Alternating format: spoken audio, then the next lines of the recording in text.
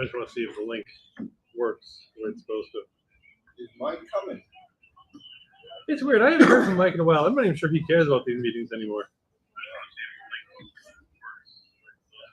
Mute that up.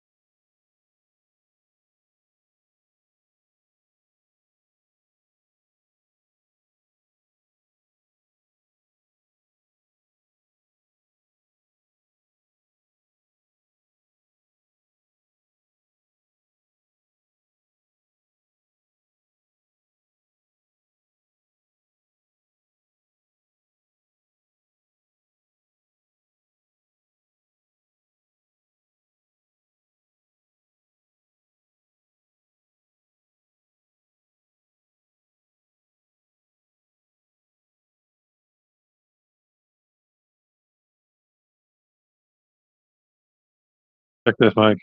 Check, check, check. Come on, show me the audio. Check, check. Okay, fine. I'm surprised you didn't do it.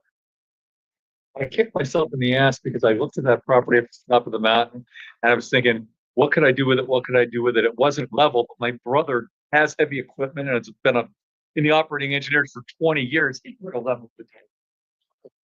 I Would you want some to drink? You have a soda, please? Yeah, what kind? It's me, right? Right? I looked at the one up the top of the hill for years. And I stayed away from it. In fact, Larry had me teach his self-storage or his class this morning. And I walked away from it because I looked at it and said, there's no way PennDOT will clear those entrances. Oh, yeah, no, I'm You're coming at the top of the hill, you're coming around a corner, not a chance, not a chance. And I looked at the back way in and I'm like, who the hell are the U-Hauls gonna do all that? Now, obviously the guy that did it had more skill or more balls than I did. Well, there was probably a precedent because there was a home and garden place there about 10 years ago. So there was probably already a highway occupancy permit issued. Okay, You just had to use what was there. okay, yeah, That would be my guess. because otherwise, if I'd known that, I would have put. Because I looked at other lots up here on 309 and I got as far as downloading the permit for the thing for the highway occupancy permit. And I'm fairly well educated and it just frustrated. Yeah, I mean, and that's why I stayed away. And truthfully, I'm pretty well educated, but I've stayed away from PennDOT a few times. Well, that's the other Existing thing. gas station, whatever, I want to turn into a convenience store. And I called PennDOT, they've been vacant, and the city told me to call PennDOT, I called PennDOT. They refer you to their website. They No. The guy said, forget. He's like, I know exactly what you're talking about. You think you'll never get a PennDOT permit because of this. Should I reach out to? And so I stayed away. Now, somebody eventually did it. I think they just didn't call PennDOT.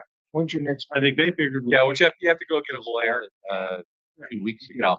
What, yeah, you got to show that you're willing to spend some money and at some point. Where I can hotel you on this project. Yeah, well, and that's really what it comes down to, and for me, on a rental convenience store, I was like, I told my client that don't fall. That's what happened down in Let's give them a call. where the bar used to be. It's Work. Yeah. Hill about all that. What's that?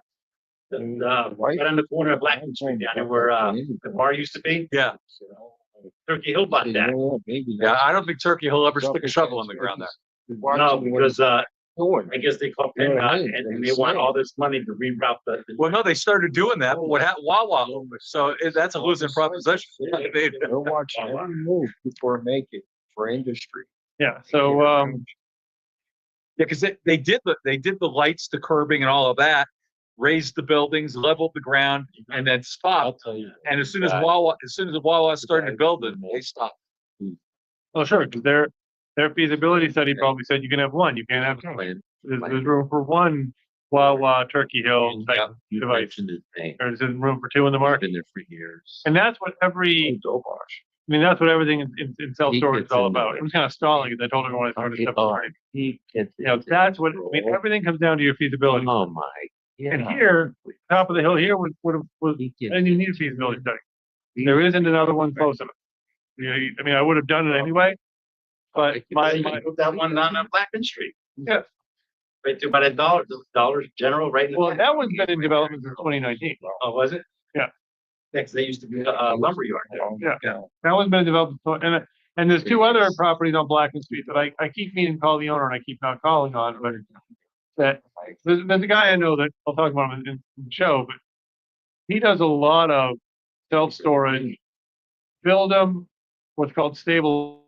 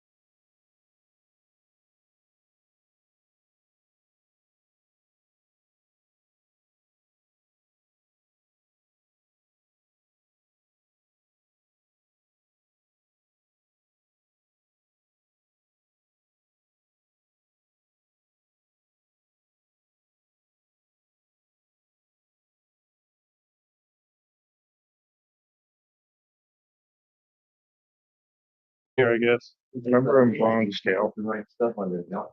guy, Let me open up I still haven't figured out how to have it live and any questions from the Yeah. audience. Yeah. So I told everyone to text me for questions. Oh, yeah, Chess, well, And I also still haven't figured out how I can tell if they're watching in the audience. yeah. actually talked to me at the same time.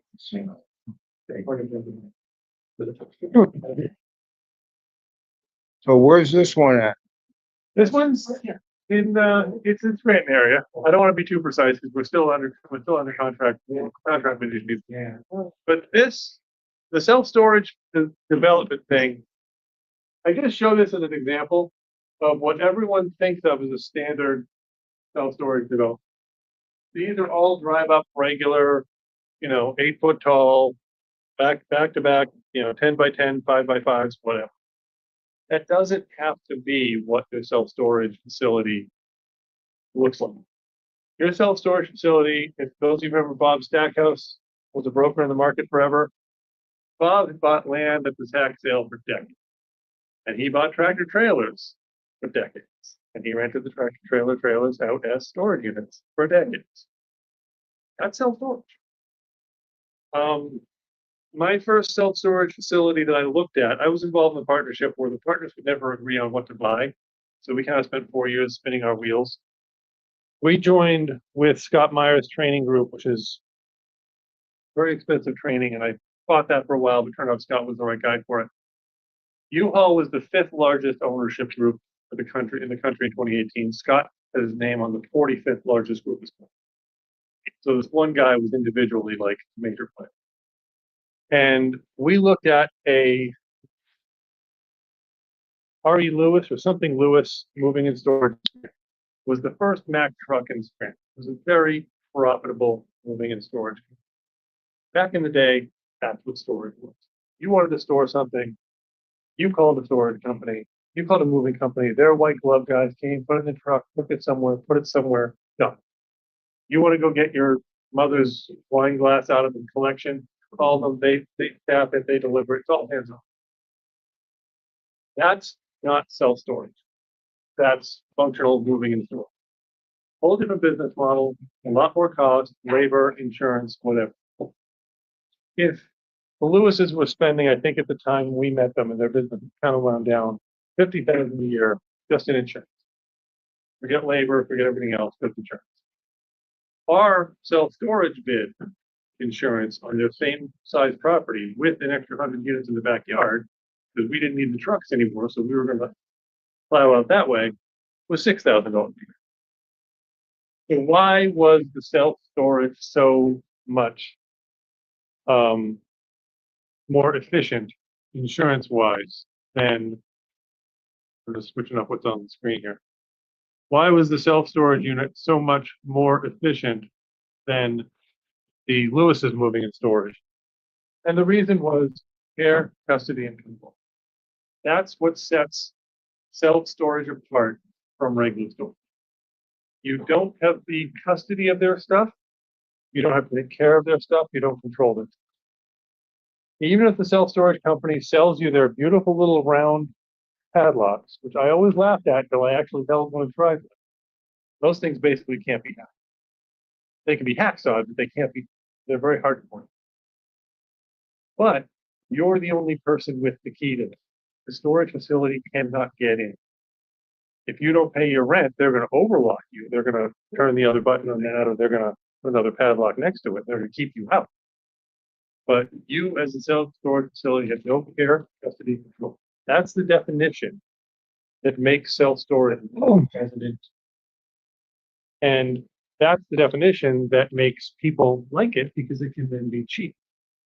You don't have a staff. You might have a part-time manager, maybe a full-time manager. You have a lawn mowing guy. You have a, whatever. That's all you got. So your costs are low. And that's the advantage to self-storage over this plan on the same parcel of land, residential. To go back a few years, Jake had the example, Jake Harlow had the example of, thumbnail sketch, 50% cost load on self-storage, or rather on residential. Self-storage typical cost loads around a third, 33%. And that all comes down to no tenant. Yes, you have tenants, but you have no live-in tenants. No toilets. Very few, if any, furnaces. And no real 24/7 operational stuff. You don't have plumbing everywhere. You don't have wiring everywhere. You don't have stuff that can fail. And the most important thing to me, and why I've been focusing on, and now that I'm out of my previous self-storage group, I'm involved in 2 new developments, is I will never give a self-storage call at Christmas Eve at midnight. My kids are gonna die because their toys are freezing in the self-storage and the heater died. That can't happen. Now, if I have a climate control promise and I have a temperature promise, okay, I might have a lawsuit, I might have a claim. But I also offered them insurance, and then they refused to take their insurance. And believe me, hidden in that document is, you refuse my insurance, you've now waived all of your rights. But even if I'm gonna have a claim, all I have is a claim. I don't have kids. I don't have hotels. So developing these is wonderful. That's terrific. Developing, over here, a pad for some sort of retail store. Okay, that's all great. But if this is all I've got, and I've got drive-up units, I've got 10 by 10s, I've got 10 by 20s, I've got 10 by 10s, I've got 5 by 10s, I've got whatever. That's why all the different size boxes. I don't have those management concerns. I have keep the area clean, keep it lit, keep it safe, keep the roof dry, maybe keep a furnace running if I've got a climate control. And even within a climate control scenario, just checking my message here. Even with a climate control scenario, I've got a very wide range of what climate control means. So in self-storage, there are a few varieties. There's cold storage drive-ups like these. And these do come in a climate controlled framework where every approximately 4 units is a separate furnace, and they're insulated and they're subdivided and yada yada.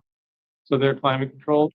And then, so there's cold storage, climate controlled, and then there's medical, pharmaceutical, museum. No one that I know is even looking at the medical pharmaceutical museum because their tolerances are so narrow. And there's specialty companies that do that. And it's just, it's cost effective for those companies that do it, but there's not enough demand for that supply.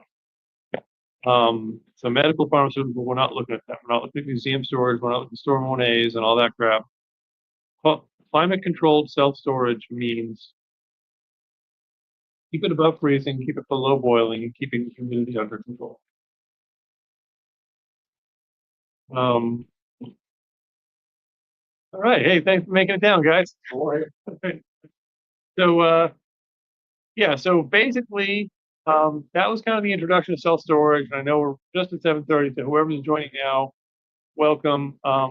This replay will be available, but the definition of self-storage of what sets it apart from regular moving and storage is care, custody, and control. Do you, as the facility owner, have access to the client's stuff during the storage period? Now, why does self-storage, and growing up, I looked at self-storage and always was like, never serious about real estate in general, but those like that's an industry that's going to blow up. But great, it's been terrific. It's the 80s, of course. It was a great time economically. It's been great. It's going to blow up when the economy changes. The economy changed, self-storage didn't work. 90s, crappy economy into great economy, self-storage didn't work. And finally, I learned it from Scott, but I think I learned a little bit before that. Of course it works. In good times, people buy more crap than their houses can.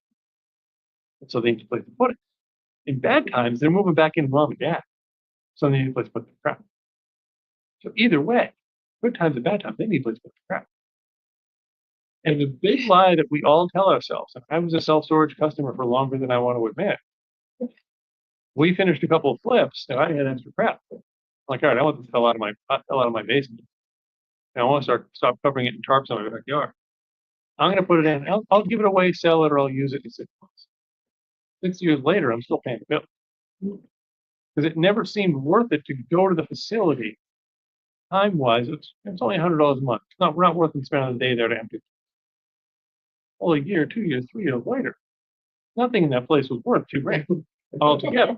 It just wasn't working. So I'm living proof, and my wife's bitching at me is living proof that could have emptied that thing. And I said to her, I said, you didn't go there either. Don't give me crap. But that's the mentality of self-storage. And the reality is the reason I opened with this example is up here is a self-storage facility. And this guy keeps trying to buy this land from the owner. Now I pointed the owner in the direction of self-storage in 2021. He hired Bob Copper to do a very nice feasibility study. Nationally known guy that's what he does. He does self-storage feasibility studies. And he spent probably $15,000 on the study and never did shit with it. And every year, this guy here, who's at 100%, tries to buy the land. So finally, I've made a deal on the land, and we're gonna roll it out. But basically, self-storage is or has been a perennial winner in terms of investment strategy. Now, the way the investments on self-storage work financially is it's huge money. Okay, so you asked me this morning, you asked me tonight, what about small rolls? What about you have a half an acre? What about you put 20, 30 units, 10 units, and you see where it goes? Absolutely. If you have a situation where you own the land or you buy the land cheap and you can roll it out slowly, great. And go for it and do it. Now, still do all the feasibility stuff I'm going to talk about, but yeah, no problem. There's no problem with buying a parcel. There's no problem with us saying, hey, we're going to put up half this building. And when it starts to get filled, you fill the next half. No problem phasing it in. But the developments I'm going to talk about are bigger and bigger layout. And this is where my former business partner and Guy passed away about a year ago, but we couldn't make things work because philosophically we differed on a lot of things, one of which was this. Guy wanted big, beautiful, finished facilities, 200 units, 300 units, 150, he wouldn't consider it. I'm like, no, 20 units can make me money, I'm considering it. We just did two totally different philosophies. So you have to, with whoever you're investing with, partnerships can be great, or they can be ours. You want to be sure that whoever you're in partnership with has the same mentality and that you look into it. There's a gentleman in the self-storage mentorship team I'm a member of. I'm one of the mentees, not the teachers. And he has units across the country, 20 units, 30 units, 50 units, which guys like Guy would look and say, where am I bottom? Well, he's got 50 of these across the country. And he has in every one of them, TV screen. You walk in the door, instantly a person from a call center appears on the screen, a live human, and talks to you. So you have a live manager, but you're not paying a live manager to waste their time sitting in your room. And he has his lawn care guy does sweep out and he empties in the unit. He doesn't really have much of a cost load on the facility. That's how he can run fully professional kind of class A units with only 20, 30 units because he doesn't have a heavy cost. You go into bigger properties, you might have more staff and whatever. But generally, you can do a let's build it and see what happens. And to use the fancy word, that's like a phase 1, phase 2 project. You're going to build the first 10 and see what happens. And when you get to a certain point, you're going to build the next 10. Like if you were to take this as a piece of property, Jared, I'm going to fence in this much property, but I'm only going to build this row of units. And if somebody wants to park their RV and their car over here, great. They can park their RV and car. And then when it's time to build the next phase of units, I kick out some RVs and I move in some more units. There's nothing wrong with that. And especially if that's something you can self-fund and self-control and self-whatever, go. But most self-storages are done a little more, I shouldn't say most self-storage. Most of what we're going to talk about are done a little more planned out. And the way you do it is you find, first of all, you find that first place. It might be a finished self-storage facility. I've got a rusting one around the corner from me that I'm trying to reach the owner. I think there's a death in there and whatever, but basically I'm trying to track him down.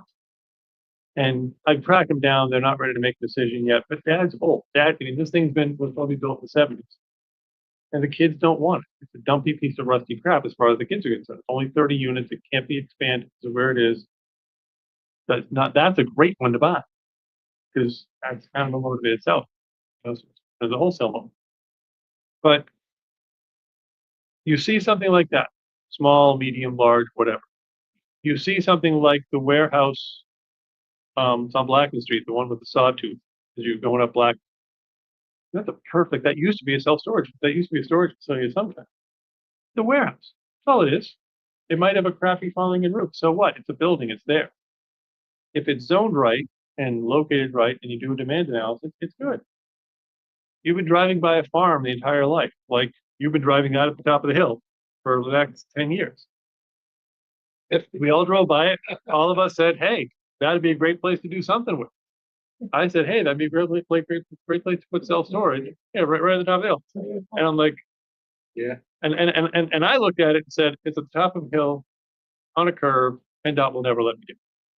Obviously, the guy that did it knew something I didn't know, knew how to get it done. But the point is, if you're driving by that, it's worth looking at. You first look at, you raise a look at zoning and what it will take to convert your zone. There is no silver bullet as to what zoning has to be. Every municipality in Pennsylvania decides to make it up as they go along. They might call it light industrial, they may call it warehousing, they might call it commercial, whatever they call storage is storage. I was looking at the Friar Glass building in Luzerne, right there at the multi-corner thing. And I wanted to throw self-storage there. And talk to the zoning officer, talk to the code officer, look, like you can go to the zoning board all you want. It's like, it's not going to happen for these reasons. And he had a bunch of reasons why it wasn't going to happen. He's like, it's not zoned right. And he's like, in order to make it zoned right, all these 19 things have to occur and they're not. So, okay, fine. But you look at a property and you say, hey, this is something that I think is feasible enough. And those of us in this room, and if you don't know how to do it, reach out to me, reach out to somebody, help you walk through it. This is part of building your team who can find out what that is. The second thing you want to do is you want to do a quick demand analysis. And I have the software to do this. Is there a reasonable idea that there's enough demand versus supply in the market? And that's where Radius Plus is the software that I use, about $300-400 a month.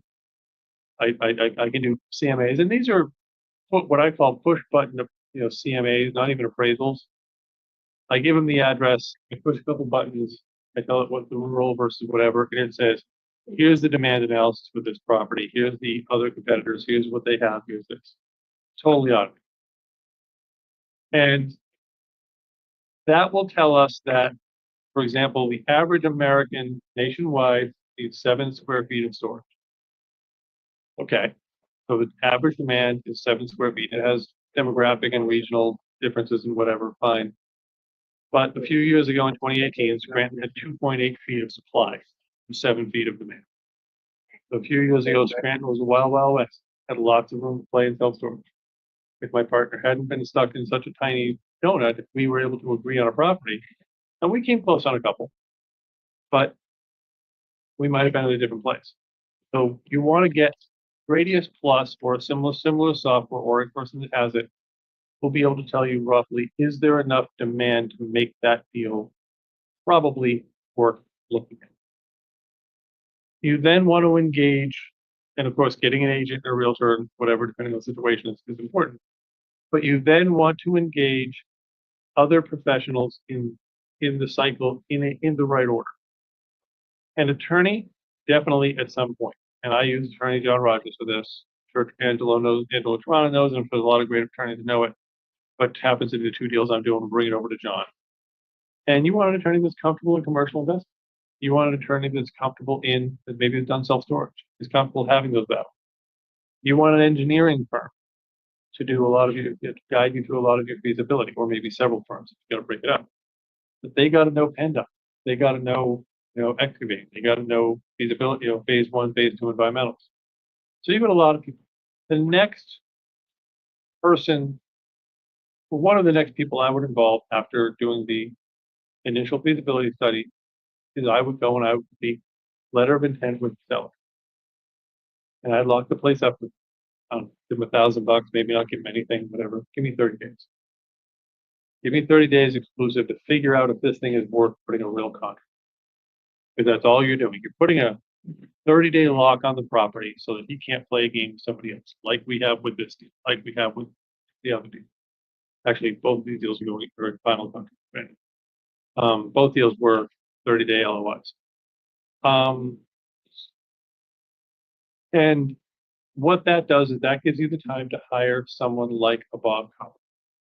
Bob Copper, Isaac Rosenthal, Storage Ninjas, the guy you mentioned, they are professionals, and one of the things they focus on, the guy he mentioned, the president of Self Storage, and they charge a chunk of money to do what's called a desktop survey. Give them $3,000, $5,000, and they will run feasibility studies. They will run desktops. They'll look at your competitors. They'll look at your demand. They'll go a deeper level than the Radius Plus. This is a human now who knows the field doing. And they'll give you a report that looks something like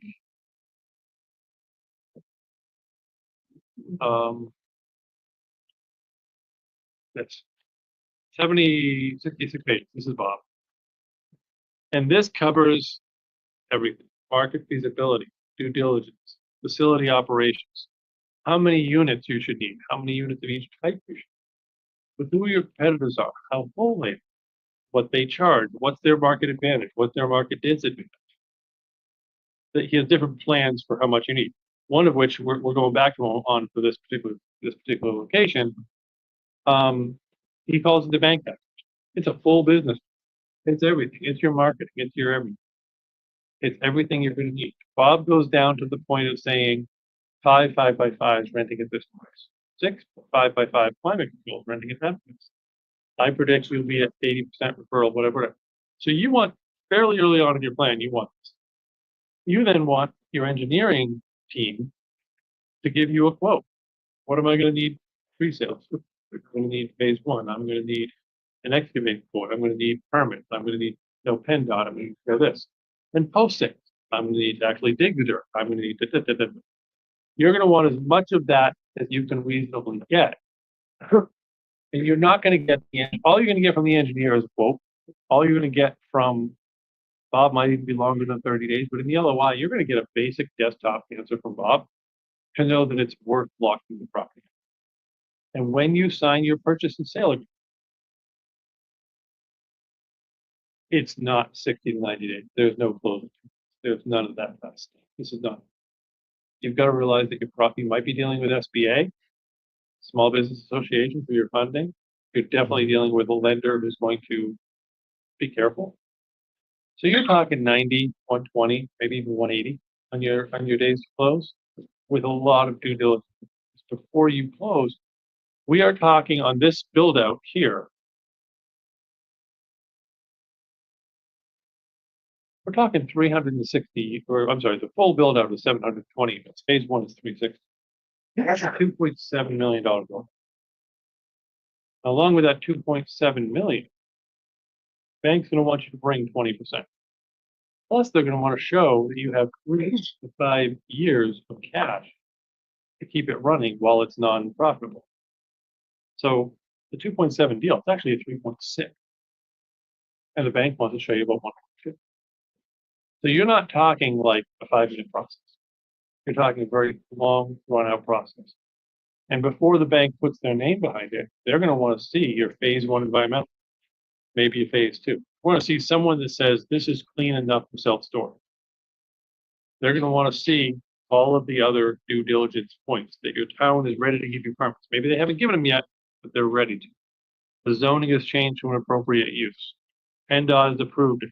Stormwater people have approved it. Yada, yada, yada, yada, yada. You want to walk through all of those details. And by the way, brownfields are okay. Contaminated land in many cases is okay. We were doing well, we ended up having to stop it because the school changed their mind, but Montage Meats next to the Scranton football field, Scranton High School football field. It used to be Montage Meats. Back in the day, it was a chromium fire door dipping plant. If you know anything about chromium, it's nasty. We were going through it, and when the phase one popped up with chromium, and this was a paperwork study. Phase ones are just like they walk the property and they do something back in the engineering office and come up with an answer. And they said, well, the only fear we have is a chromium fire dipping. And the bank said, okay, we're good. Like, what do you mean you're good? Well, fine. Chromium doesn't scare us from self-storage. Because no one sleeps there. No one eats there.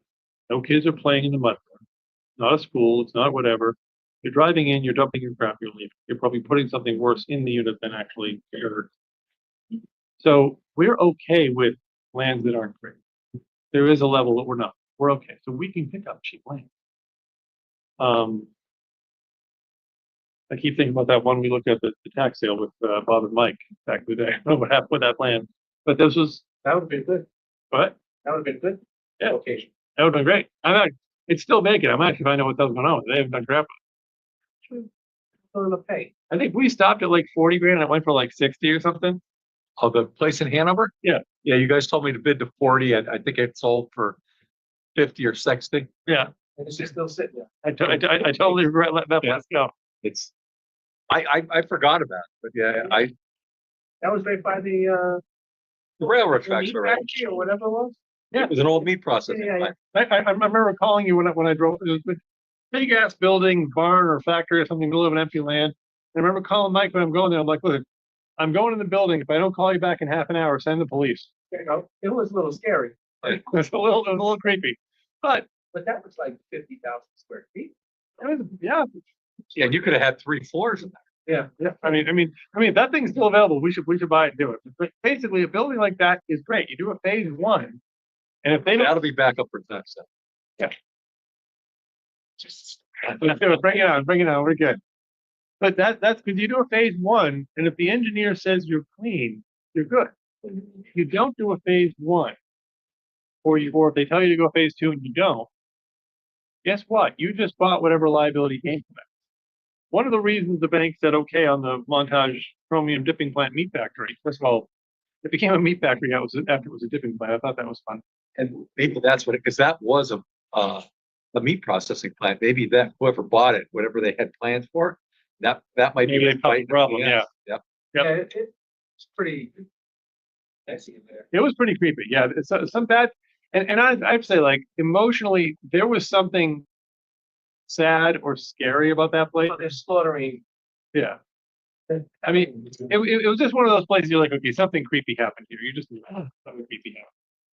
Basically, one of the reasons the bank was okay with the chromium dip phase one was because it was it was in the 50s.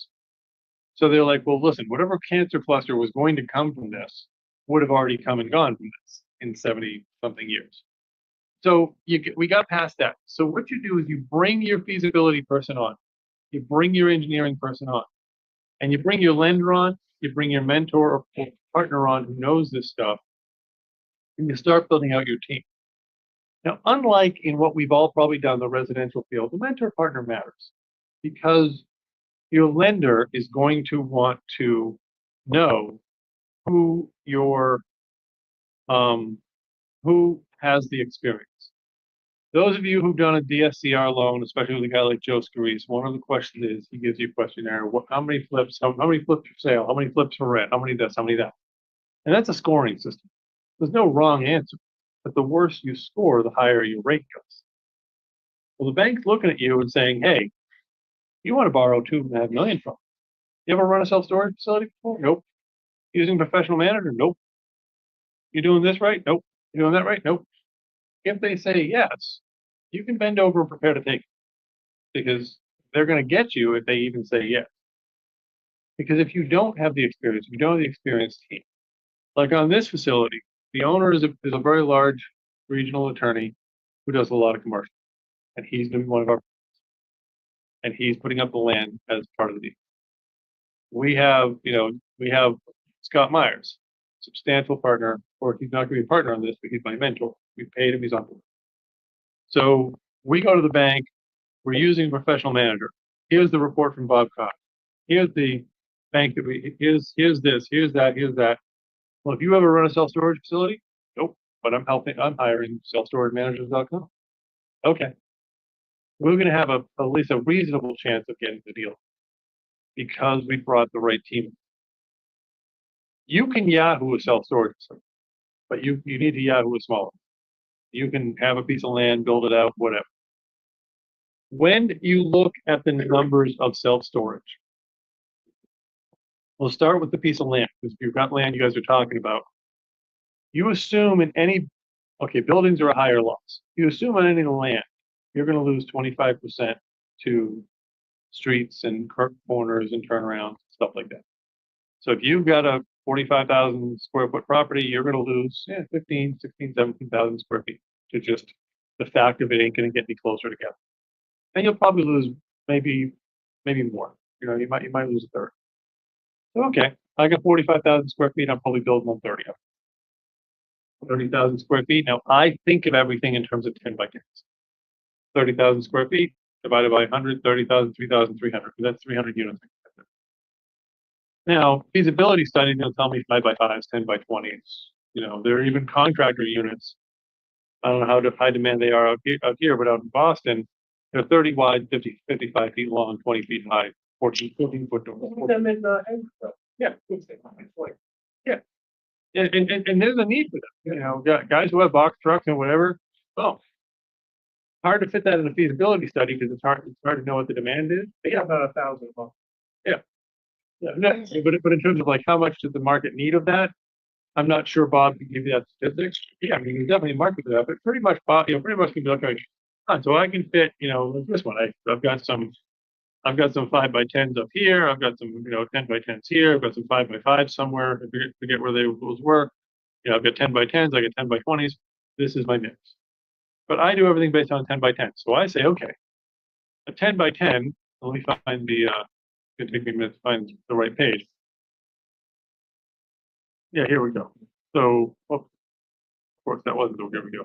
Anyway, so a 10 by 10 is going to be. Okay, yeah, here we go. This page. So 10 by 10, and this is part of the feasibility competitive study. So 10 by 10 is going to be 121 if it's non-climate controlled, and I think the climate control was around 175. Square foot? No, per unit. 121 a month for 10 by 10, 175, and this is a 2021 number. It's gone up since then. And you'll see 10 by 10 to 10 by 20 isn't that much of a jump. You're not jumping that much. But you might jump by that much or more just throwing in a small heating system and a system that keeps it, air conditioning might even be an overstatement. I got a 10 by 20, I'd be like $130. Yeah. What was that? Huh? What was that? How long ago? I have it now. Okay, yeah. I'm like you, I just keep it. Just keep it, yeah. And I'm not gonna lie, I got 3. and every facility is different. It depends where you are, whatever. But basically, the point is that you can get an extra 40, 50 bucks throwing an HVAC system in, whereas you're not going to get an extra 40, 50 bucks throwing an extra 20 linear feet on. So, like, you have to look at what it's going to cost you in the market. Now, you're making $1,200, let's say $1,300 a year. It's different than building. That. Basically, you're looking at so the metal, the steel, roughly, and these numbers keep changing as tariffs hit. Oh my God, everything changes too. But the steel is around $17 to $25 a square foot, and then concrete, excavation, or weight and grading. So you figure around $40 a square foot. So a 10 by 10 costs you 40 times 100, around $4,000. And that's just shell. That's just That's not the ground. no, well, Pavement, concrete. well, that's probably in the 40 number. Yeah. 40, 45, 50 seems to where everyone rounds the numbers out now.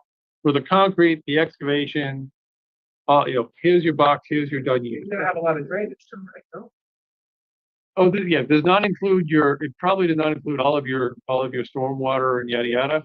But this is just okay, I have a piece of dirt, it's ready to pour, I pour some concrete, I put a box on it, 40, 50 bucks a square foot. But if I took a tractor trailer, I don't have to do that, right?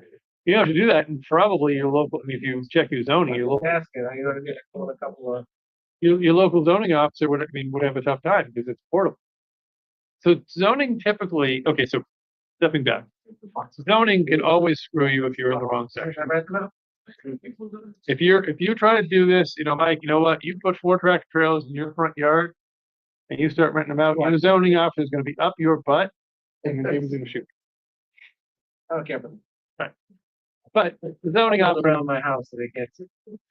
but if you do it, down the bottom of your street where it starts getting a little Yeah. whatever, all right, cool. As long as you're zoned reasonably, because zoning has too many zoning, and keep in mind, guys, Pennsylvania, no two towns are alike, so don't quote me on this.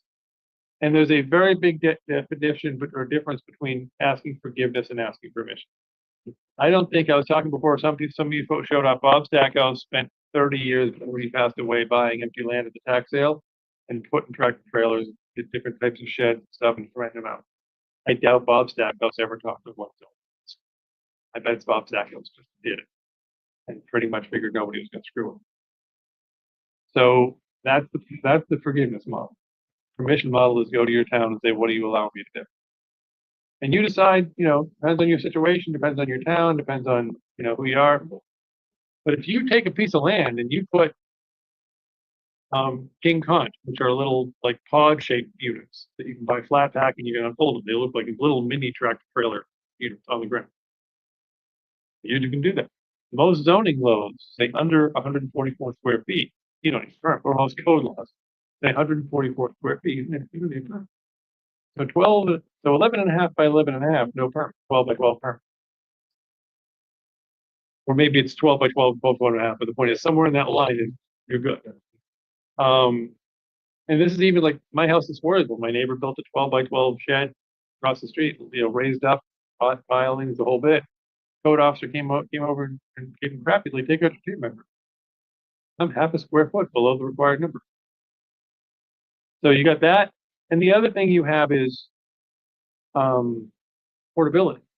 I have a friend, a guy who bought one of my trailers and towed it out to Connecticut. This was not a great trailer. It barely made it to Connecticut. Why'd you do it? It's like, my township doesn't allow sheds. They don't say anything about trailers. But he's just going to take the trailer, put it in the backyard, put some 2x4s underneath it to take it off its wheels and leave its wheels on it, because then it's still movable. It's kind of like the meme you see all over the internet. Somebody takes a pontoon boat, puts it out the back of their house like a deck. Oh, not a deck, it's a boat. Well, it's not on a trailer. Who says a boat has to be on a trailer? I'm allowed to have a boat. I mean, you can get around it as long as you're within reasonability and you can defend it. Yeah, you can get away with that. And there are full self-storage facilities. In fact, there's a pole barn company that has as one of their ads, you take cargo containers, because they now sell cargo containers divided up with 3 doors on the side, 3 roll-up doors. Yeah. That's really what I meant, the stoves. not the So deck. if you take those, and they have these, 2 of them lined up, this way, pointing inward, 2 more lined up back to each other, pointing outward. So basically, storage units. And they put a giant, like, carport over the top, so it has a roof. It's not enclosed in any other way. In Hawaii, those are homes now. They are. You could buy land for 10,000. They can't afford to build anything, but my doctor's brother. That's what he was living in. Well, those shipping And some of those crates- container homes can be beautiful. Steve, those shipping crates have roofs on them. What? They have roofs on them. Oh, yeah. There's a guy going towards Hazelton, he flattened out this whole land, and I'm thinking, what the hell's he doing? And within 2 weeks, he had about 20 of them there. Yeah. Back to back, side to side. And I mean, as It's that hard to find like the malls fall apart, right? Besides Motor World, but what? if you bought like one of the stores in the mall. Yeah. Right, that are empty, can you just put storage in there? If, And if, then I don't need the roof, I don't need, yeah, I mean, I don't know. Yeah, just, they walk in, they got a front door, they come in, and there's your storage. I could build it myself, I'll build it out. yeah, I mean, you can do that. In fact, I look a lot at abandoned Kmart's and abandoned whatevers. The problem, so when you come into, so short version, yes. Longer version, and this is what my mentors teaches, is that in order for you to make a rental location feasible as self-storage, you need like a 20, 30, 40-year lease. Because what you're going to spend, now if you do little boxable units, but what you're going to spend buying those boxable, because those boxable units, those prefabs, are still 20, 30 bucks a square foot. What about that shopping center in Edwardsville? Go Kmart. I keep looking at that one. Well, it's just build a mold. Well, and the only reason I've held back on that particular one is because would anyone rent it because it's so flood prone? No. Look at that building, remember I wanted to buy that building across the street? We were looking at- That one's actually not in the flood zone. That's not in the flood zone. From Kmart or- Yeah. They boarded it all up, they fenced it. Yeah. Now, what's interesting about that is they fenced off the Redners. They haven't fenced off the Kmart. Now, I gotta figure they didn't properly clean Redner, so that black mold must be all the way to, I mean, there's no way it didn't crawl through. Yeah. Like, why did we fence off Redner's and didn't fence off Kmart? When is Kmart was still open then? Yeah. Oh, okay, Yeah, maybe. yeah, You're right. They Yeah, were still open. yeah. The last flood got. Right, then they said, we're Insurance done. company said, no. Yeah, we're done.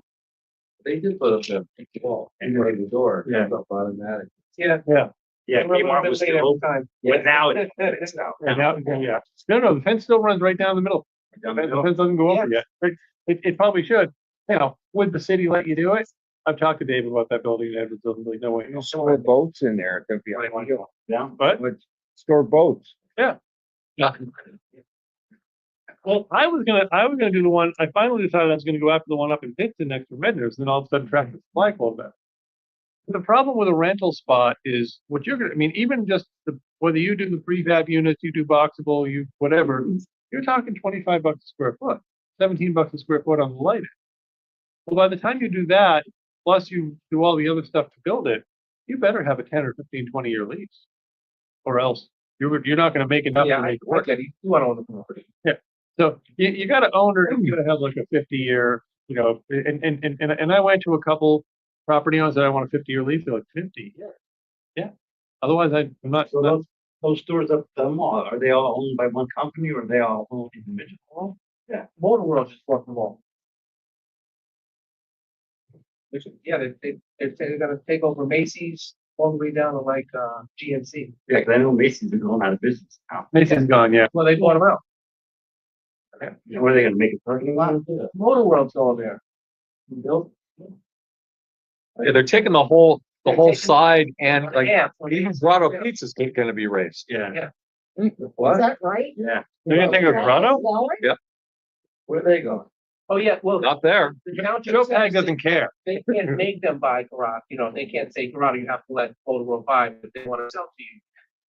Well, unless That's up in the air with that. Grotto Well, I doesn't. think the plans they submitted, Grotto Pizza wasn't there.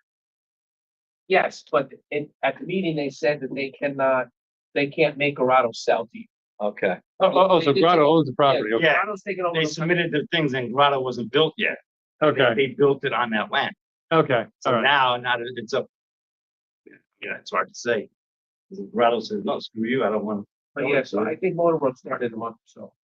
Wow. Well, and I find it humorous that before malls were built, we had open air shopping centers. Then malls became a big thing. And now what are they replacing the mall with? They're building a 400,000 square foot open air shopping center across the street next to Lowe's. So we're going back. Somewhere up on that hill, They're putting a VA hospital up there. they're basically putting a shops at VA Montage. hospital is Up in that back end there. Oh, that's where. What? Yeah. Yeah. No, more like shops at Montage. Totally open air, Yeah, like like- looking like a downtown. All the buildings are gonna look, so we don't wanna we don't wanna have stores in downtown anymore. We wanna have stores in fake downtown. We still wanna look like downtown, but not be downtown. They don't want, that's the fall. Down there, always, no, Yeah. they don't do that. So Motor World's gonna use that whole mall? Not the whole thing, no, they're only using some. One whole, You know, like GNC and those stores, they're moving down. I think from the Bonton down to Macy's, that whole one Yeah, side. Motor World, and then he wanted Corrado and whatever to put, because they have to have some of the dealerships have to have their own property. So they needed that. Which opens up the question, what do we do with motor? Grotto's, Motor World would be a great isn't there another restaurant? outlet. Yeah, that wasn't part of the plan they submitted, the other restaurants. Interesting. It used to be chili, Yes. but I know, I think it's been. I And don't the know hamburger place is now. not really working in the front of the wall over there. I'm in, remember? Yeah, the one in Hazelton just closed. When they come up with the roller skates? Yeah. I don't think they even want these roller Oh, skates now. have you looked at the prices at that Sonic? I mean, Sonic is That's it, super Sonic. expensive, you know, I mean, they're like, you know, Just built one on. Really? No, they build them everywhere, but they always fail. Did I ever tell you the story about Sonic when my daughters were about 3 years old? and what happened? And it just opened.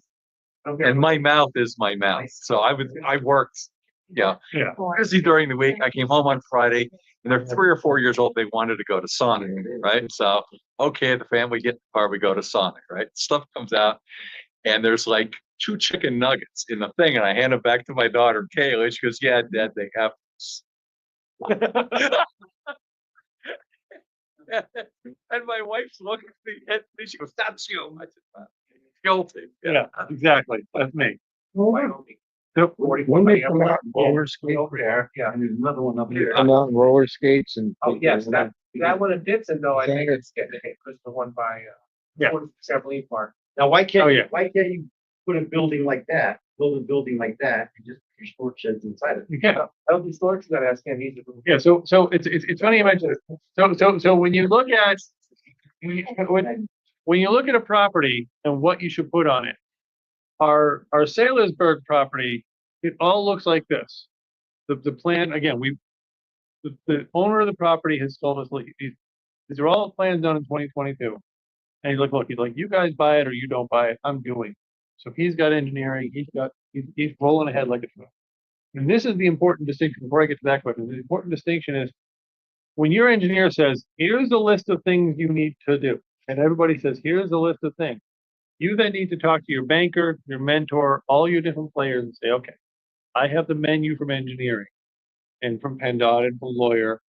Show me which part of this menu is pre-sales and which part is post-sales.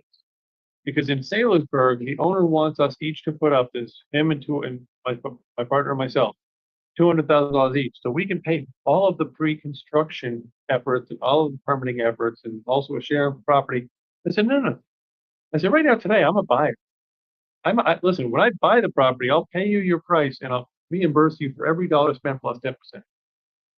But I said, I'm not giving you $200,000 and hoping the deal works. You're the property owner. You want to make that investment, good luck. If I buy it, I'll reimburse you. So you want to go to your mentors and your banks and say, okay, engineering wants to do 45 things for 150,000. How much do I actually have to do to know this deal is shovel ready? To know if the bank is ready for me? To know. How much buy-in do you need from the local municipality? Do they have input on I mean, it's land development, so They have there's gotta be ordinances. whether it's land development or building conversion, because it really doesn't matter whether you're converting a warehouse, although it's a little easier to convert a warehouse versus taking over empty land. They have a lot of it. Now, in Saylorsburg, they have a lot of input in terms of, are you zoned right? Does PennDOT okay with you? Does Parking, the whole. parking, stormwater? So to zoom this one out a little bit, this is a horrible snapshot. So this is at a Walmart shopping center, and this is extra land next to a Walmart. Here's the highway. You come down the road into the Walmart parking lot, and then we're off the parking. So we don't have PennDOT concerns. Those are done. The guy who renovated the Walmart already did a stormwater retention basin down the bottom here, including plans for our area. That's why we have 3 different designs, because he built the stormwater for this purpose. We have utilities sitting right. Knowing that you're gonna put that many storage units on there? Well, when in 2020, when I told him go get a feasibility study, yada yada, he did that. He hired an engineer to come up with these 3 different plans: residential. He built Walmart shopping center. Yeah, and exactly, and he owns 6 or 7 of these or whatever. So he did all this. So we're coming into this one, and it's big. And when we go to look for investors, it's like, hey, this is the easy one, because we have to do excavation, we have to lay in our stormwater pipe or whatever crap underneath. Our utilities are sitting here. PennDOT Road is up here. Over here somewhere is how you get in the Walmart parking lot, and that's how you get to us. We don't have to go to Walmart. We have to go to What- zoning. I was gonna say, when was it done? The original plans? 2021. So it has to be They updated. should still be good. At some point, they're no good and you have to start over. Well, everything's going to be redone, but the point is that we know in 2021 the feasibilities were done. We know in 2021 all the numbers work. So we're having Bob Copper did this plan. We're having him redo it with his fancy bank plan, his complete business plan. But we're still going to have to go back to zoning and say, will you let us do a self-storage facility? And when they say no, I'll say, well, wait a second. Look right here. There's a self-storage facility right here. Now, realistically, I'm on a Walmart pad, basically. What can't I put there? There's a used car dealership there. There's a junkyard across the street.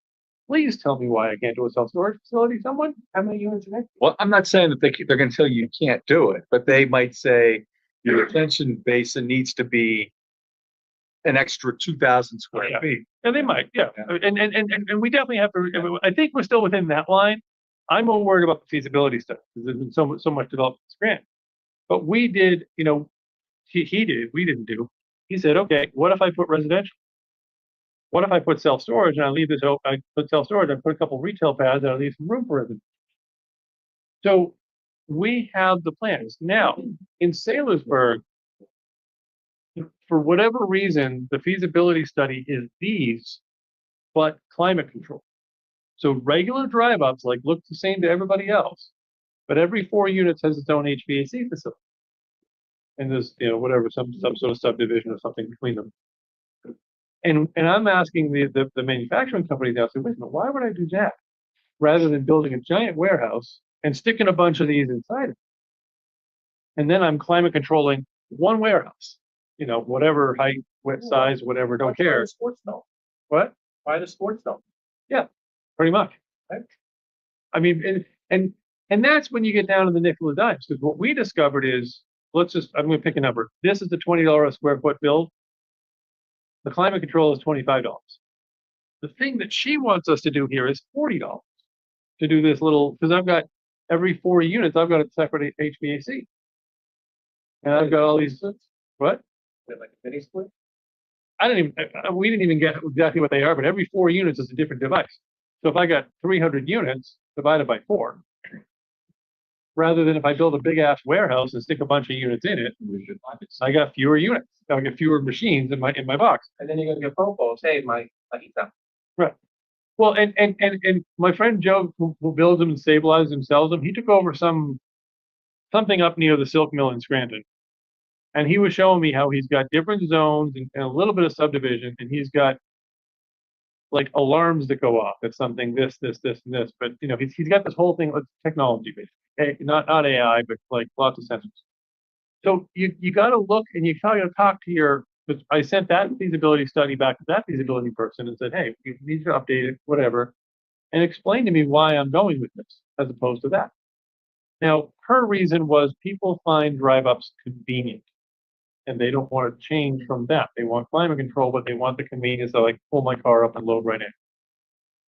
All right. I said, well, what if I built a car barn and I had a driveway in the middle and I'm going to drive my car through? Like you have to work with your people all the way through. Now, yeah, I mean, and there's as many ways to split it depending on your situation, but in your planning, you have to say, okay, in this case, we save a lot of time and effort. Although it's interesting, he actually has, in this design, he has a road coming off of here. So this road's going to cause a PennDOT conversation. Now, again, with so much commercial development on that road, I don't think I'm going to have a PennDOT problem. But, potentially we eliminate that PennDOT conversation and we just bring it in from the Walmart thing. But I see, What PennDOT will do is they'll tell you where they want you to come off of their road. Yeah. It may not be there. It may be down on the other end, well, which negates your drawing. and I mean, and by the way, guys, PennDOT can become, if you've all passed the old Ashley Borough building, the fire station, the tall one, I looked at buying that. We went 19 yards into, and I gotta tell you, before you buy a building that you think you have to go to, go watch a couple of zoning hearings, because I was under contract and I went to the zoning hearing. And I told John Gibbons afterwards, I said, man, if I'd come into a zoning hearing, if I'd seen this before I came to a zoning hearing, I would never have been here. Because the audience hated the board members so much, and there was so much infighting and political you slept with my sister crap. I would have never come. I would never have done. Go and watch your zoning hearings to see how much of that interpersonal bullshit is going on. And when you go to your zoning hearings, realize it's not you against the zoning. It's you against the neighbor. When I was going to convert the old flood zone, is the only thing to stop that deal. I was going to do the lot across from Shields Supermarket, so Wilkesburg, Hanover and Burton Street down there, the old Silk Mill. I went to zoning. I won zoning, but the concerns were overnight lighting bothering the neighbors. So we had to talk about lighting on the fencing pointing this way. The concerns were traffic and parking. Well, I get Hanover and Horton Street, and I got Shields, so whatever. You know, I didn't have the concerns of what the neighbors were gonna think, because they got a damn scrapyard across the street. But when I was doing a 2-unit to a 3-unit conversion in Glen Lyon, the concerns were where are the cars gonna? And the neighbors were there with torches and pitchforks ready to kill me. Until I pulled out, well, this is what we do with the backyard to make parking. Then the neighbors thought it was great because I'm gonna raise their property value. So realize if you go to zoning hearing, you are fighting the neighbors as much as you're fighting any kind of code ordinance or law or anything else. That's how I ended up buying 140 acres up here. They wanted to put an over 55 development in. I went to the zoning hearing because I own 50. Yep. Abutting the 140. I mean, the guy just left with his head down. I mean, they were, every neighbor, was there. We don't, didn't happen. I waited a couple months. It was on its way under.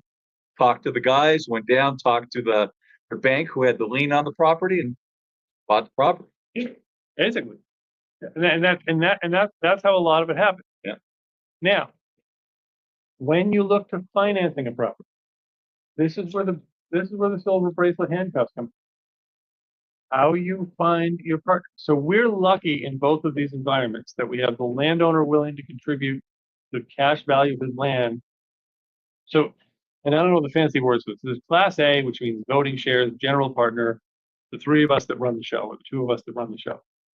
Then there's Class B, money partners. When you guys get a syndication request from some real estate investment trust, give us 50,000, we're going to give you this, we're going to give you 16% internal rate of return.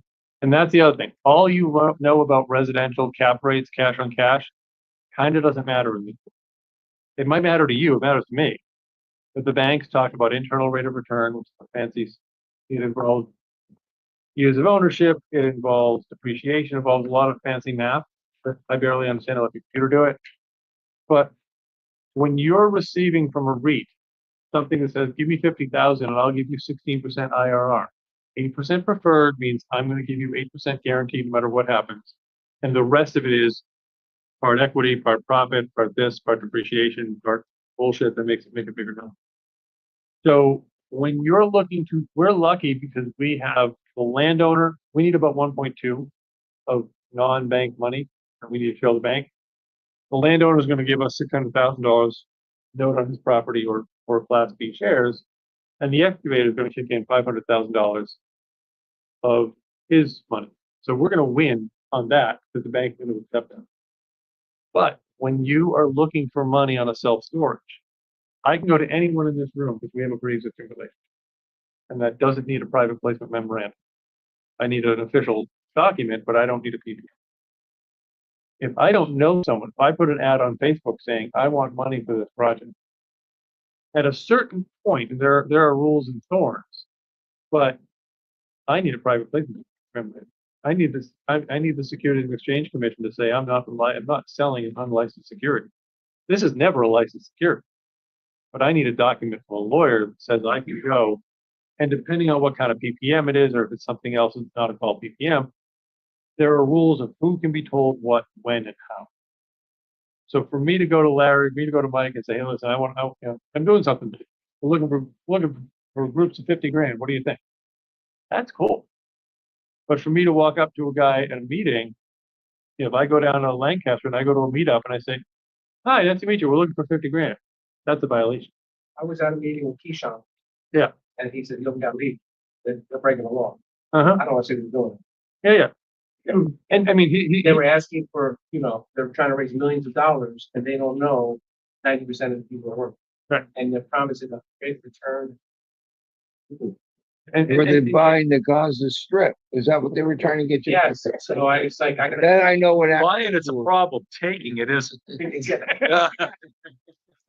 Well, and it even goes back to the days of Dogecoin and the stupid coins. I wanted to create a coin. You can create a coin for 5 grand. And I called my brother-in-law, who's now a defense attorney for securities, but he used to be an SEC investigator, was a big wig in that area. And he's like, Steve, jump on the phone with me for half an hour. I'm like, can't afford you, Charlie. Look at just jump on the phone. He's like, don't you fucking do it. And me and a couple of rather wealthy friends, he's like, none of you have the money to fight the SEC. And right now, the SEC is prosecuting every coin out there. They're leaving Bitcoin and Ethereum alone. The rest of them are being sued for illegal security. And most of them, the rest of them were pump and dump. I mean, put it out there. Which ones are they leaving alone? At the time, Bitcoin is like Right 2020. Bitcoin and Ethereum, because they were so big at the time that they were already basically stable securities. I gotta know that. It was, He's- this was before Trump coin, but it was, Philippine now. it was Dogecoin, Puppy Coin, Stupid Coin, In- Cherry Coin, and all those, Bought it. which were pump and dump coins. And that's basically what we were planning on doing with one. But basically, so you got to watch it with the SEC. You got to make sure you're doing it right. And again, back to your power team. You need a lawyer.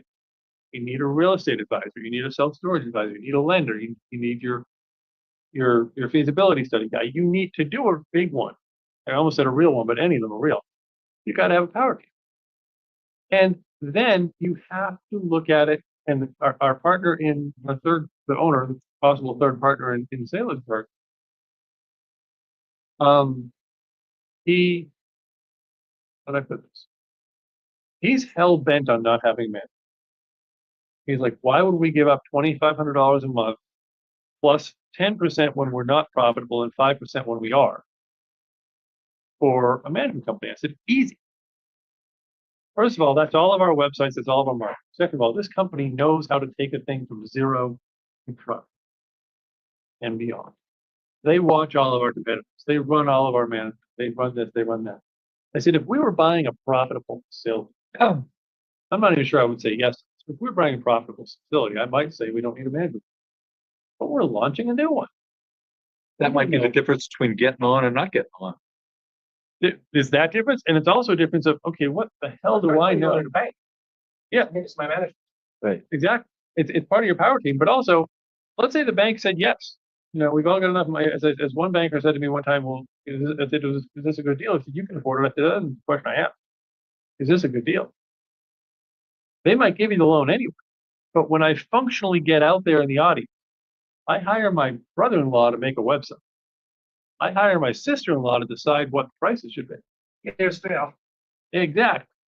So if you're doing a little one, okay, fine. But if you're going out there on 200, 300, 400 units, you want to bring your power to them. You want to show your lender your power. And if you're an investor, I go to you and say, listen, I'm doing this new self-storage facility. Give me a 16 IRR, yada yada yada. I need $100,000. And well, who's your manager? Well, I'm going to take care of it. How much more confidence do you have? Versus, well, here's self-storage management. You have to put it together right. Now, any other questions? No, now you're going to need question. Thanks around. That's 6-year-old information, my friend. Just don't. Listen, you don't want to be moving any coins right now. You're going to be buying coins. They're all down. But basically, the trick with self-storage and any commercial investment is doing your research. Because unlike if you're doing a 20-unit property, you're doing something on your own land, you can take a chance like we all did when we bought our first rental. But if you're doing this, is this a risk you're willing to take? Are you willing to put $1.2 million personal? Remember, this is personal guarantee. They're probably not letting you out without a personal guarantee. Now, your feasibility studies are good. They're going to show you competitors by location. They're going to show you, and I'm just grabbing a few snapshots. They're going to show you what your competitors are, what they have, what the occupancies are. What's the place next to it doing? I'm not sure if I screenshotted the place next to it. This might be the place next to It looks like that's the deal. Work on no. it. Yeah. Okay. Yeah, there. So subject property, MSA, square foot cap, square foot equivalent. This is what your feasibility study is going to show you. Now, the last thing, and I'll go through these other screenshots, but the last thing I wanted to talk about does this show the percentages? Okay, so this shows the projected unit mix. Climate controlled, non-climate controlled, whatever. This is his projection of what we should build, how many of each size we should build. square footage percentage composition. But the most important numbers in your self-storage facility calculation are what I call the double 80s. So you assume 80% physical occupancy is what you'll call full. And you'll assume 80% of those paying is what you'll call full. So 64, whatever 80% of 80, I think it's 64, is what you're going to call full. You might end up at 98% occupancy and 98% paying. But you're going to base your number on 80 by 80. Take 80% of your bill. 2/3. What? 2/3. Something like that. So you're basically going to say, if I'm 2/3 full, I better be able to make my profit. That's So the numbers have to work for 2/3 of whatever the gross, is. Whatever the 100% full gross. And you also have to take into account, and I don't know if I screenshotted this page, where you are located. The little one's 3, the middle one's 5, the big one I think is 7 or 10. If you're in downtown New York, your market radius is probably about 6 blocks. You figure a 15-minute drive is what the average person who wants self-storage. We had one that was far away, and he's like, Dad, I'm tired of going there. And I had to go, like, he's like, we always pass one. And they were always full, so I said, oh, we're empty. You know, yeah, and There's a big difference. it's huge. And if you're in Scranton, Wilkes-Barre, you probably have a 3 to 5 mile radius. Sailorsburg, we're looking at a 10 to 15 mile radius. So your feasibility study person who you hire will know this. And they cover a lot of stuff. And by the way, I think I covered earlier before some of you guys were here, there's the desktop version where Bob Copper and whoever else never leaves their office. And then there's the fly them out here for a few days version, twice as much money plus expenses. But you get a lot more out of it. So if you do the Radius Plus, it works. You do the desktop version, it works. Before you actually write the check, get their butts out. Let them walk around your I'd god. rather lose 10,000 than a million. Basically, that's kind of the logic, yeah. You know, and maybe in 10, 15, yeah, exactly. And again, this all goes to what is your banker going to say, and what's your lender going to say, and what's your investor going to say. But the important thing to take away from all of it is that it doesn't matter. Don't fall in love with it. I was very in love with our first storage location that we looked at with the Lewis moving into it. So we were all kind of heartbroken over that one not working out. But the numbers simply didn't fly. I was more heartbroken that the meatpacking plant didn't work out. We changed our mind and we were ready for it. But the point is, it's all about the numbers. And the more research you do, the more digging you do, the deeper you get, is better where you're going to have the more success. And at the end of the day, self-storage facilities are done on a 5 to 10 year timeline. You're looking to refinance and sell or refinance and keep 5, 7, or 10 years down the road. So figure 1 year to construct. 3 years after that, you stabilize, which means you're breaking even a little teeny bit of profit. So that's 4. Another year or 2 and you're actually profitable. And then, so you're 5 or 6. And then it's going to be time to look at your refinancing. And whether you're going to stay on board or you're going to sell it to your real estate investment. And then maybe that's not 7, maybe that's 10. And this is where it gets hard to buy self-storage. I think it's hard to buy mobile home. Because your competitors, when you're buying fully operational facilities, are not, hey buddy, thanks. Right. When you're buying fully operational facilities, your competitors, a larger facility, are U-Haul, Storage America, whatever. And those aren't real. They're insurance, they're REITs, they're hedge funds, they're insurance companies. We all want to make 10% return on our money. They're happy with 3 to 6. So because they're dealing with someone's retirement fund and having to build up over the next 30 years. So when you're trying to buy a facility, you're competing with those.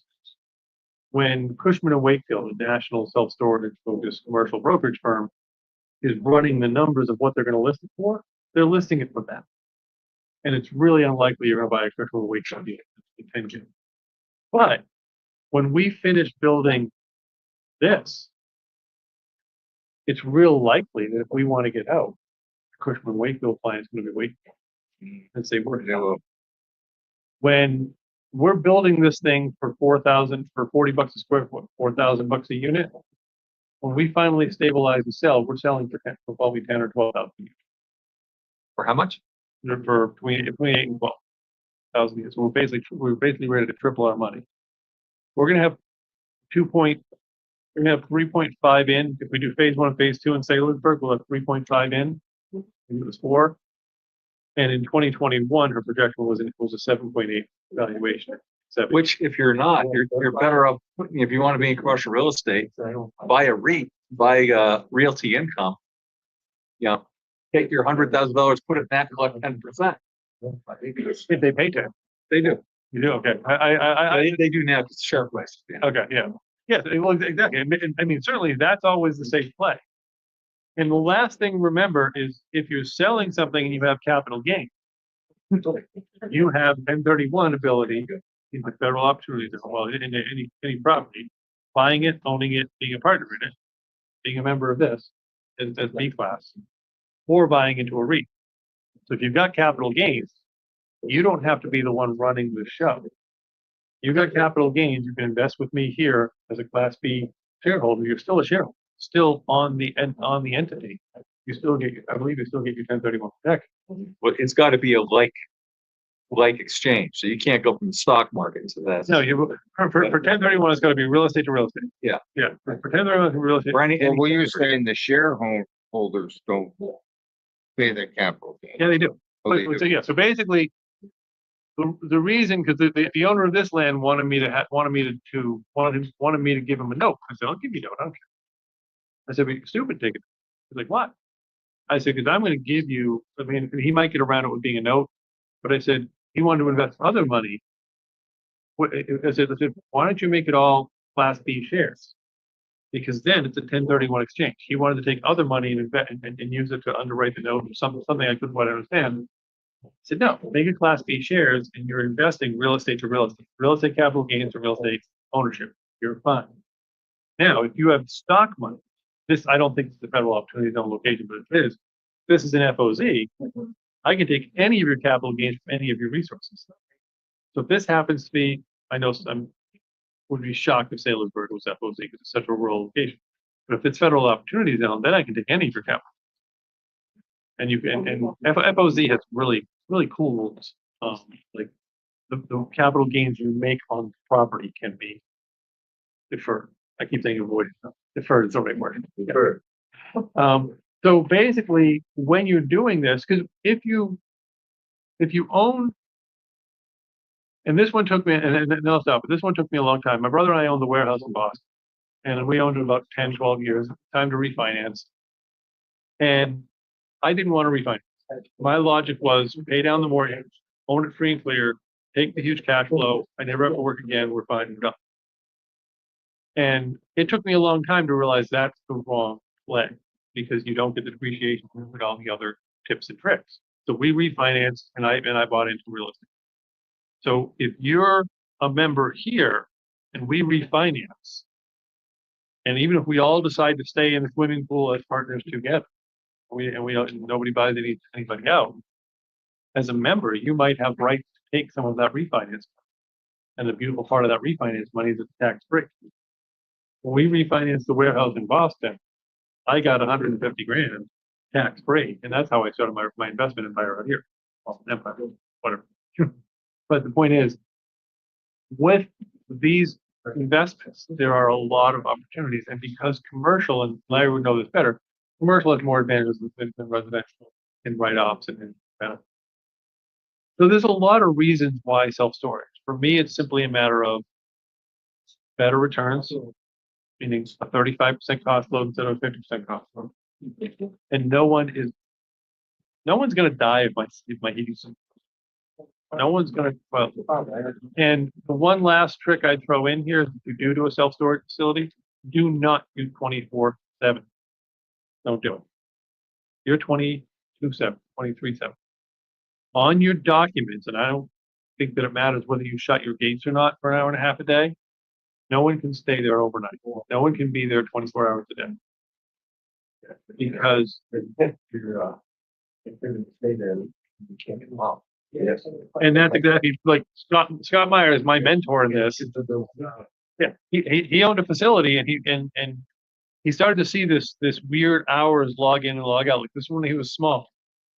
And so we went to the place one time and there's a guy living in a unit. Now, of course, he had him on habitability. He had him on you can't legitimately live here. It's not an occupiable space.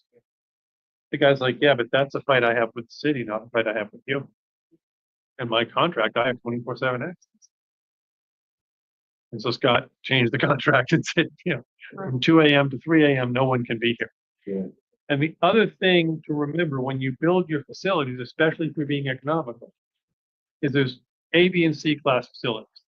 A is paved, well lit, fence, probably a wrought iron fence on your visible areas, maybe it's chain link in back. B is probably gravel and maybe a little bit less pretty. And C is units shoved out in a yard with nothing around them.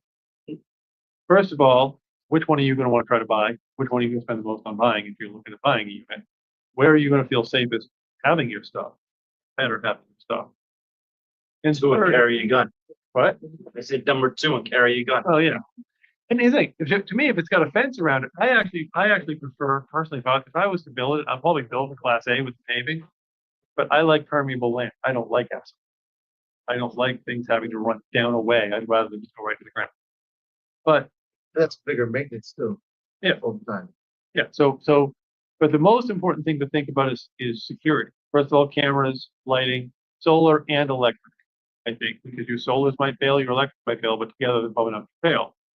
But you also got to think about all of the bad people, bad activities, drug deals, rape, murder, whatever. So if you have a place where your lights go up and you just go dark, what a wonderful place for lots of nasty things. You don't want to be that place. So you want to run a place that has at least have a fence. I don't care if it's a grass field, have a fence. Have 24/7 lighting of some level. Have motion sensor lights. Have some permanent lighting, have some motion sensor lights. Have camera systems that actually freaking work. Be ready for those situations when the cops come and say, well, somebody was attacked in your property. Reliable, right? If they don't work, if you have them up and then they don't work, you could get like. I think there's something up there where I've heard you can have them show, like it's. Yeah, but I've heard from an attorney that that's actually worse because the appearance of a camera makes someone feel safe. Right, that's what I'm saying, yeah, right. So if you have a camera that doesn't work, Yeah. you've given them a false sense of security. And are you liable? I don't know. But let's face it, something bad happens, you're going to court. Yeah. I mean, we're all going to get sued for something at some point. And if you go to court and you say, look, Runner, I have work cameras, I have lights, I have motion sensors, I have alarms, I have keypads, I have kiosks, I have this, I have that. What else more could I reasonably have done? Bob wire on the fence, over the fence. Always. I can tell you from owning a bar and having one bad experience. Yeah. Police came and took our DVR and Mhm. returned it to us. We had the second bad experience. I told my partner, erase the fucking thing. I'll kill it with a fucking, I'll beat it with a fucking baseball bat. Police did not get it a second time. Why is that? Huh? Why was that? Liability. And I could see that in a bar. I'm not sure I can see that in a self-storage because in a bar you got to worry about PLCB. Did you card everyone's do this? Did you do that? You probably a lot more holes in your potential holes in your boat. But in a self-storage facility, I'd be turning over that hard because I'd be saying, look, I have 95 cameras. They're all running. They're all 4K. They're all beautiful. They're all wonderful. I have fencing. I have barbed wire. I have passcode entry. I have this. I have that. I have that. I have 24/7 lights. Your Honor, I'm sorry that person was cut up into little pieces Dexter style and stuck in my dumpster. What could I have possibly more done? I can't be there all the time. My staff is only there from 2 to 4 in the afternoon. I mean, that's my thing, is try to make, is just think about when you're building out your facility, make security part. That's it. I mean, I know it's kind of a lot dumped on, and basically I do consulting on this. I do these feasibility studies. We talk about partnership. We talk about getting you involved in these properties. And every commercial real estate deal, you know, the lawyers, your team is your friend. And your research is your friend. And I don't believe, except in what you guys are talking, I have a piece of land, let me roll something out small. I don't believe in, I'm a forgiveness, not permission guy. But with this, it's all permission all the way. Because I put up $2.7 million and then the city finds some reason to tell me that I can't use it. Kind of like Eric with his, one of the guys we know, Eric, has a beautiful $500,000 house on Lily Lake that he was doing Airbnb at. They came and they let all the other Airbnbs on Lily Lake stay and they shut him down. Yeah. So he's got a half, I don't know if they got everybody else later or What what, reason? but he's got a $500,000 house now he had to sell. It took one neighbor to say, I have a problem. Yep, the neighbors over here are like, okay, they're fine, we don't care, this one. So I have $3.6 million, probably a personal guarantee sitting here. And all of a sudden, something happens and the city says, it's great that you built this beautiful facility, tear down. Now, if you put a dozen units up on one, Wouldn't the lender be your security there to make sure that all those proper permits were in and before they would lend out that much? I would hope so. You know, like they do for a home. They make sure it's appraised and. I would hope so. And I don't think a lender would do it anyway, but on the one we were gonna do with the silk mill, my partner was gonna cash write the whole thing. Well, that's not, He was gonna do it for his own warehouse. And then maybe turn it into self-storage later. And he's like, the land is 60 grand, the building's $500,000, I don't care, I'll just write the check. And, you know, it was only by almost accident, because he's very experienced real estate guy. Almost by accident, I ran the flood zone on it. Because Mayor George called me and said, well, if this guy fails, will you take the deal? I ran the flood zone. I saw the flood zone was crap. It was 9 feet under flood stage. And I called the guy up like, did you look at the flood zone? He's like, why would I look at that? It's my money. I said, look, flood zone. It's 9 feet under flood stage. You know, and he's like, oh my God, 9 feet. I said, yeah. I said, thought you did it. I said, you know, you hired me to get you through zoning. So, I mean, in theory, yes, but, you know, all I'm saying is make sure somebody did it. Make sure you did it, because otherwise you could have 340 beautiful units, brand new, built by the, you know, Miller, most expensive developer in the world. And sometimes you can't use them. And it's very hard to turn 10 by 10 roll up door self-storage units into anything else. They're gonna be ugly apartments. well, offices. Be efficient though. That's, people are renting big offices. Everybody share a bathroom. Now, that being said, if anybody sees an old style motel for sale, let me know. What? An old style drive up motel? Yeah. There's one, what are you looking for? Like an abandoned motel? Abandoned, cheap, whatever. On 309 going into Hazelton, the old, Sun Valley. Well, I about a year ago I was there. The guy told me he's renovating it. I have to check. It's not, the last time I was by it, it said for sale. I don't know. Even that sign's been there for 10 years. If you get down there, I'm saying because those are great conversions to studio section 8. There's one up in Clark Summit, that Econo Lodge, I think. It might be the Econo Lodge, right there. Or the Keller Williams. Okay. I know it was for sale like a year or two ago. You wanted like one. Yeah. Because the podcast I'm on every Sunday morning, that's one thing Joe Scarice talks about all the time. He's always talking about old style motels. I don't know if they're gonna allow section 8 or they're connecting. Well, I mean, Depending price, but to a certain extent, what else are you going to repurpose a hotel into? right. They're not really set up for anything else. I mean, section 8 or not, they're set up for studio apartments. Good for not senior, but you know, unassisted living. Like, you know, Yeah. so one set of steps or ground level. All right, that's all I got, guys. Hey, thank you. Nice to meet you. This meeting. They were here every month.